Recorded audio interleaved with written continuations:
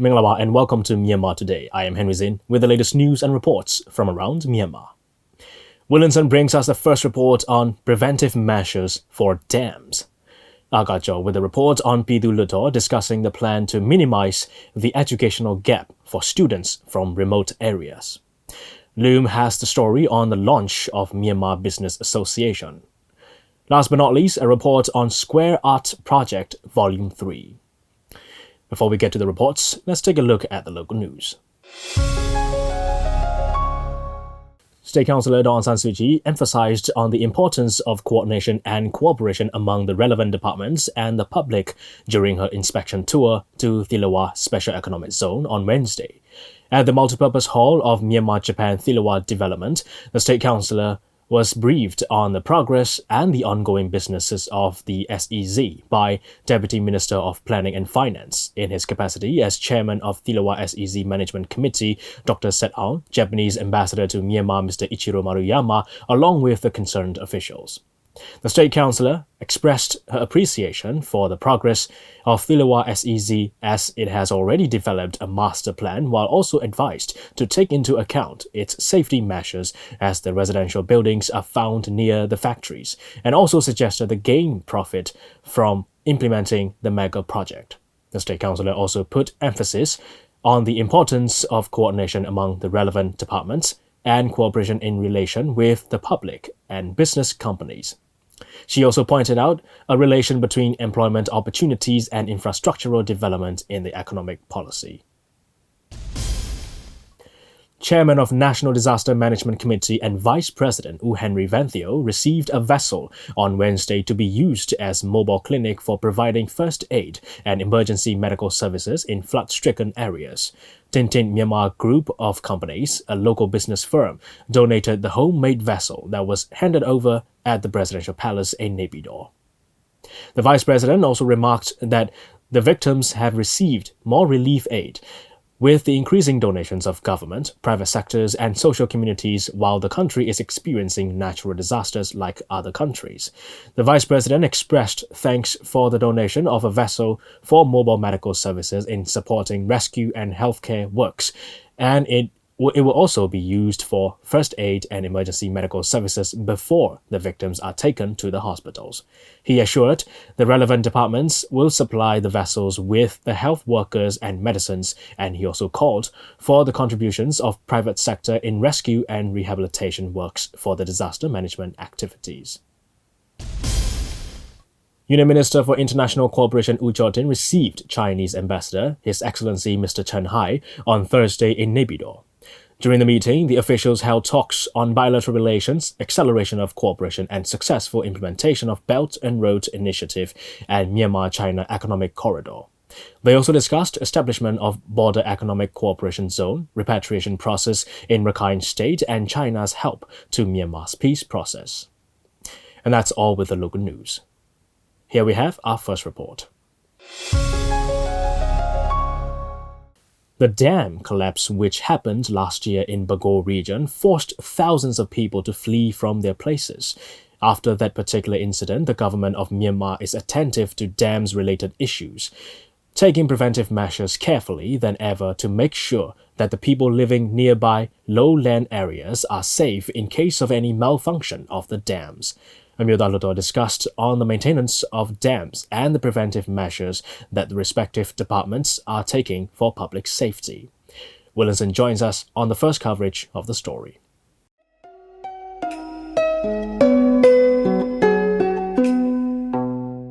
Dam is where a huge amount of water is stored, and electricity is generated after passing through turbine spins, and hydropower is produced as the water passes through the dam and into a river below. The more water passes through the dam, the more energy is produced. In case if there is any malfunction occurring in the process, the dam can also bring unwanted damage and loss to the people living nearby lowland areas.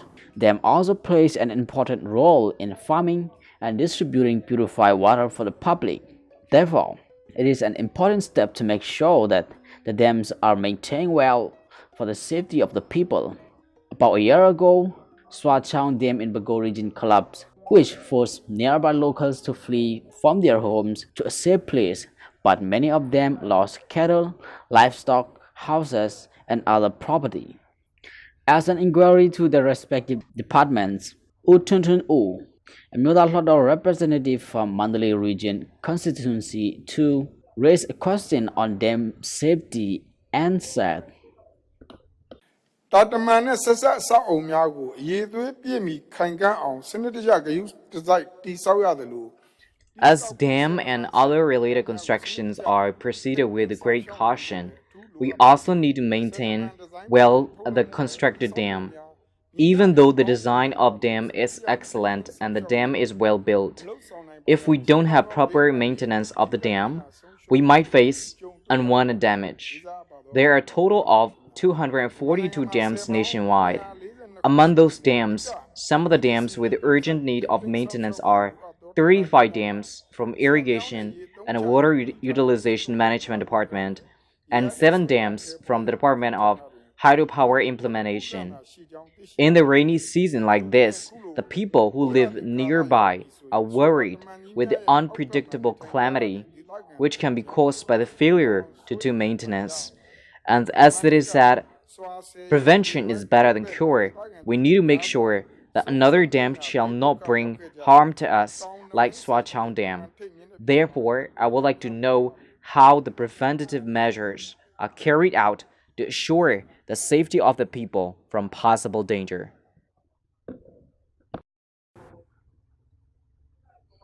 In response to U Tuntun U's inquiries on dams maintenance, Hluttaw, Deputy Minister for the Ministry of Agriculture, Livestock and Irrigation, also replied,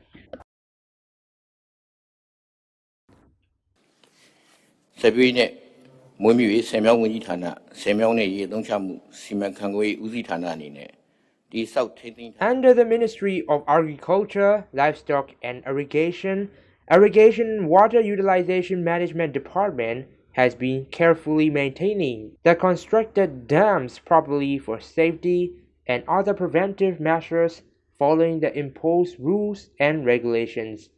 We also do the regular inspections of all the dams, especially in the rainy season. Not just the dam, we also do regular inspections on other related constructions daily, and we submit all the records to the head office. As the dams are art dams, we have to be extremely careful in preventing measures such as torrent blockage, which can interrupt the flow, and other strain changes which might happen anytime. Rainy season is another challenge which can cause erosion and gradually lead to the leakage. Therefore, keeping the record of the rain is also extremely important in maintenance work.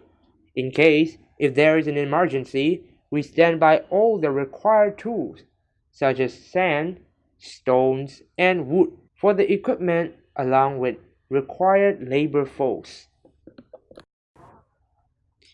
Apart from above mentioned precautions, Irrigation and Water Utilization Management Department also will inform the locals nearby the dam if the situation may be dangerous for the people, and the respective department will make sure that the public have a quick access to information, and the awareness program on dam-related issue will be carried out to the public as well.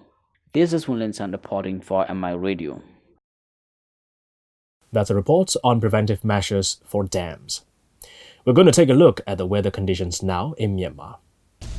In Yangon, it's going to be cloudy and showers during the day, and there'll be evening showers. Otherwise, considerable clouds at night. The daily outlook is around 29 degrees Celsius high, but it's going to feel like 34 degrees Celsius. There's a 98% chance of rain for the day. Looking ahead, thunderstorms in the area Sunday morning through Tuesday afternoon. In Naypyidaw, it's going to be cloudy, a couple of soaking showers during the day, and there'll be considerable clouds, a touch of rain at night. The daily outlook is around 29 degrees Celsius high, but it's going to feel like 34 degrees Celsius, 72% chance of rain for the day. In Mandalay, it's going to be cloudy, a shower or thunderstorm around during the day, and there'll be considerable clouds, occasional rain, and probably a thunderstorm late at night. The daily outlook is around 30 degrees Celsius high, but it's going to feel like 37 degrees Celsius, 56% chance of rain for the day. Looking ahead, rain and thunderstorms late Sunday night through Monday morning. Stay with us as Akajo brings us a second report, and then we'll take a look at the stocks and currency exchange rates right after that. Hluttaw discussed the query concerning the university admission rate for students in remote places. That was raised during the 13th day meeting of the 13th regular session of the second Hluttaw on Thursday. Nu'aung, Hluttaw representative from Manang constituency, raised the query, and Union Minister for Education Dr. Myo responded in detail. Akajo has more information. Hluttaw discussed the query concerning the university admission rate for students in remote places. That was raised during the 13th day meeting of the 13th regular session of the second Hluttaw on Thursday. Nu'aung, Hluttaw representative from Manang constituency, asked whether there is plan to set the university acceptance rate for the students from remote areas to reduce the educational gap between rural and urban areas.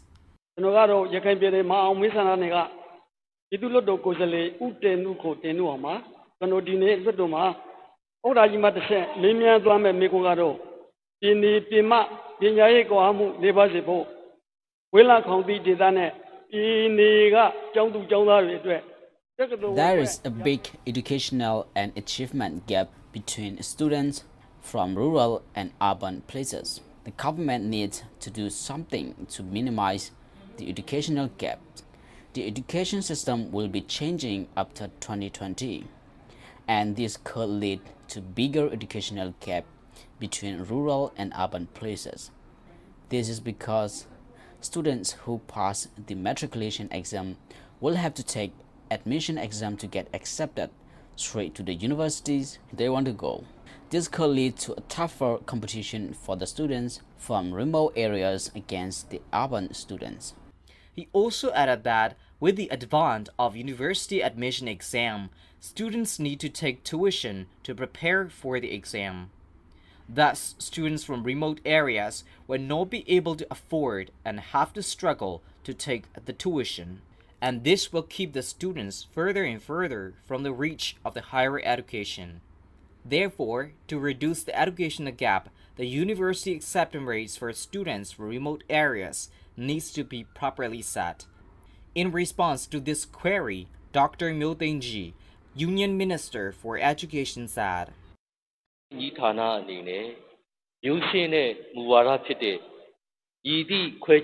Ministry of Education is striving in line with the policy of no discrimination. No one is left behind. No school dropout. So we have designated the university acceptance rate of 5% in education colleges, 5% in each subject, which are science subject, arts plus science subject, and arts subject in Yangon University of Education and Sagaing University of Education, and 2% in University of Yangon. The union minister continued to explain that ministry is trying to help the students in self-administered zones who pass the matriculation exam to get admitted to the medical universities. As part of the effort, the usual minimum required scores for admission to medical universities have been lowered for the students in these places. Also, Ministry of Agriculture, Livestock and Irrigation responded that Yezin Agricultural University under the ministry will designate the 10% to admit the students from remote areas. In terms of students from remote places, 19 students in Yangon Technological University, 21 in Mandalay Technological University, 12 in University of Information Technology, 15 in Mandalay Computer University, 19 in Yadanabon Cypress City, and 14 in Myanmar Aerospace Engineering University have been admitted in this academic year. In total, 100 students from remote places have been accepted in these universities. This is Agajo reporting for Myanmar International Radio. That's a report on Hluttaw discussing the plan to minimize the educational gap for students from remote areas. Let's take a look at the currency rates from Myanmar Central Bank. $1 is at 1,520 kyats. 1 Chinese renminbi is at 214 kyats. €1 is at 1,686 kyats. 1 pound sterling is at 1,846 kyats. 1 Singapore dollar is at 1,096 kyats. 1 Malaysian ringgit is at 363 kyats. 1 Thai baht is at 49 kyats, and the Indian rupee is at 21 kyats. Gold is trading at $1,495. Silver is at $17, and Brent crude oil is at $55. On the Yangon Stock Exchange, FMI remains at 12,000. MTSH remains at 4,100. MCB also remains at 8,400. FPB remains at 25,000. TMH is at 3,050. You're watching MI Radio's Myanmar Today. You can go to our website at miradio.com.mm and listen to our radio programs live on the website. If you're on FM, catch us on 96.1 FM in Yangon, 96.5 in Mandalay, and 96.7 in Naypyidaw. Or you can simply download MI Radio app on both iOS and Android devices, so you can listen to our radio programs anywhere you are. Alright, let's move on to the next report. On Thursday, a group of business people in Myanmar founded the association called Myanmar Business Association with the aim to promote the business community in Myanmar. The launch ceremony of Myanmar Business Association took place in Yangon. It was attended by many business partners and group including Darwin Family Company, Shui Tanlun Group of Companies, and more. Loom gives us the detail. The new association, called Myanmar Business Association, was launched in Yangon. The launching ceremony took place on August 22, 2019. As a part of Myanmar's growing economy, Myanmar Business Association aims to promote Myanmar business community in Myanmar. They want to promote friendship between business partners and close cooperation among business partners in Myanmar. Now, Chairman of Myanmar Business Association, Hluttaw explained the main purpose of launching this association named Myanmar Business Association. We've declared to the public the aims and current situation of the association. We have a lot more business-related associations here in Myanmar, and business people also have a chance to join respective associations. But we've discovered the fact that some of our associations lack communication links. In fact, we have to coordinate with each other for better business development. So the association was founded. Hluttaw, Chairman of Myanmar Business Association, said, "The more you have friends and partners in business society, the better outcomes and more success your business will be." So he focused on the importance of business networking, cooperation, and communication.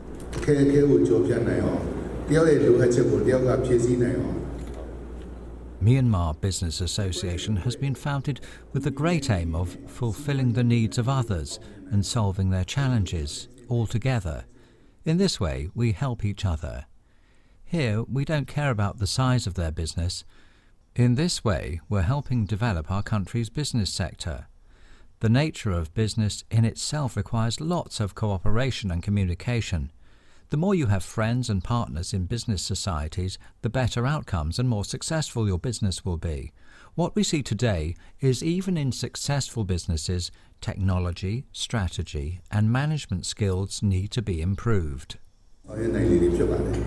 Many of the business partners from Myanmar will join voluntarily to promote the Myanmar Business Association, the newly founded association. As a body of Myanmar Business Association, Hluttaw, Chairman of Darwin Family Company Limited, will serve as the chairperson of Myanmar Business Association, and Darwin, Chairman of Shui Tanlun Group of Companies, will serve as a secretary. Meanwhile, patron of Myanmar Business Association raises concern over the forming of Myanmar Business Association.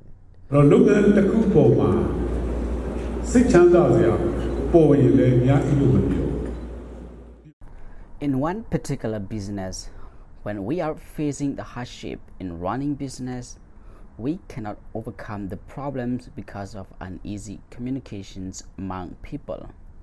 Thus, in this time of hardship, we have realized that we need one particular association to work for us on behalf of ourselves.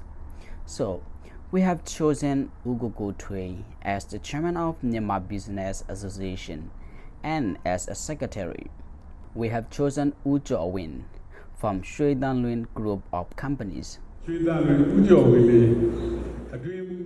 Following the launching ceremony of Myanmar Business Association, many business people and business partners attended and shared their thoughts on the association. Moreover, representatives from Myanmar Fishery Federation joined at the ceremony. That's a report on the launch of Myanmar Business Association. Well, finally, we got our last report on Square Art Project Volume 3. The Square Art Exhibition project was held at Hluttaw Gallery at Pensudan till Thursday. In this Volume 3 art exhibition, big paintings of 9 artists were displayed. DJ Henry Zin tells us more. Through different periods of time, painting is the charismatic art that can influence the heart of many people. Painting styles have been variously developed in expressing the feelings of the artist.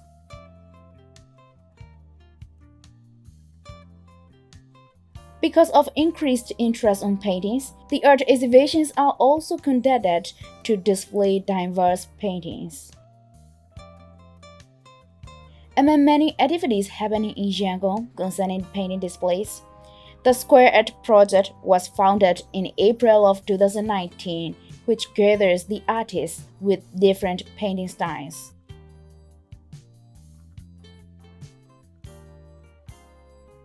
The project has launched 12 exhibitions of both individual and group starting from April. The last exhibition till now was the Volume 3 Group Art Exhibition held at Hluttaw Gallery Pensudan until 22nd of August.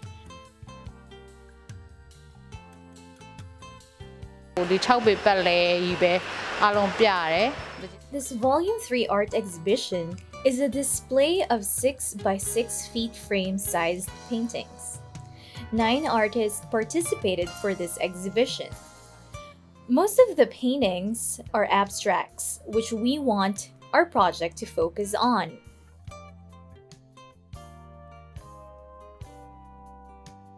The paintings displayed at Volume 3 art exhibition is sold for $1,000 apiece.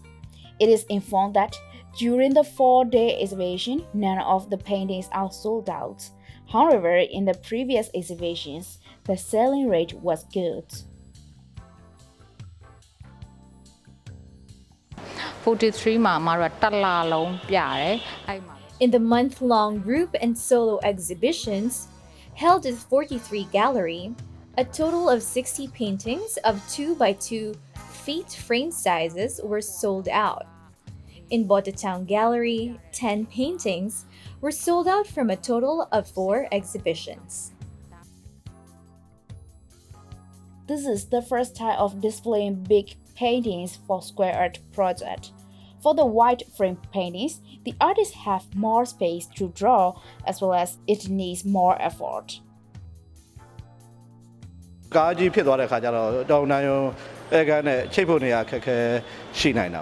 In some houses, there is difficulty to have enough space for the big paintings.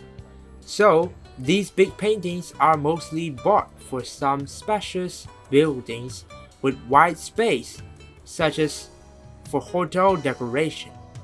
For personal preferences, people usually buy small-sized paintings. The Square Art Project was founded with the purpose of giving more opportunities to the artists to produce more paintings. For 2019, the Volume 3 will be the last exhibition.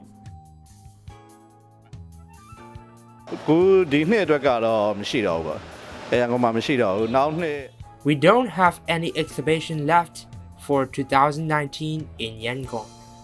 In the coming up year 2020, we are planning to hold a grand exhibition in Mandalay at the beginning of the year. This is aimed to be the solo exhibition of the artists at one place. In May of 2020, there will also be an exhibition in Yangon.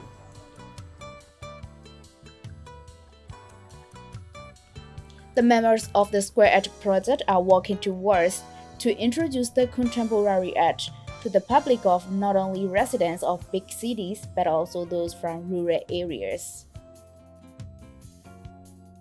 ဒီ episode တွေအနေနဲ့ဟိုပြောရင်တော့လေပကြီးကိုခုနလို episode တွေကိုအတိတ်ပဲဟိုရှာတာမျိုးတို့ဘာရွေးချက် When you look at the contemporary art such as abstract, don't think about its meaning. You can just feel it with your heart. That's all for now. This is Tora Susan from MI Radio. That's all the reports we have for today. Let's take a look around on the international landscape. MPs say people will have to get out of their cars if the UK is to meet its climate change targets. The Science and Technology Select Committee says technology alone cannot solve the problem of greenhouse gas emissions from transport. It says the government cannot achieve sufficient emissions cuts by swapping existing vehicles for cleaner versions. The government said it would consider the committee's findings. In its report, the committee said, quote-unquote, in the long term, widespread personal vehicle ownership does not appear to be compatible with significant decarbonization. It echoes a report from an Oxford-based group of academics who warned that even electric cars produce pollution through their tires and brakes. In other news, microplastics in drinking water do not appear to pose a health risk at current levels, according to the World Health Organization. In its first report on the issue, the WHO found that larger particles and most smaller ones pass through the body without being absorbed. But it said the findings were based on limited information as it called for greater research on the issue. The United Nations body said, quote-unquote, we urgently need to know more.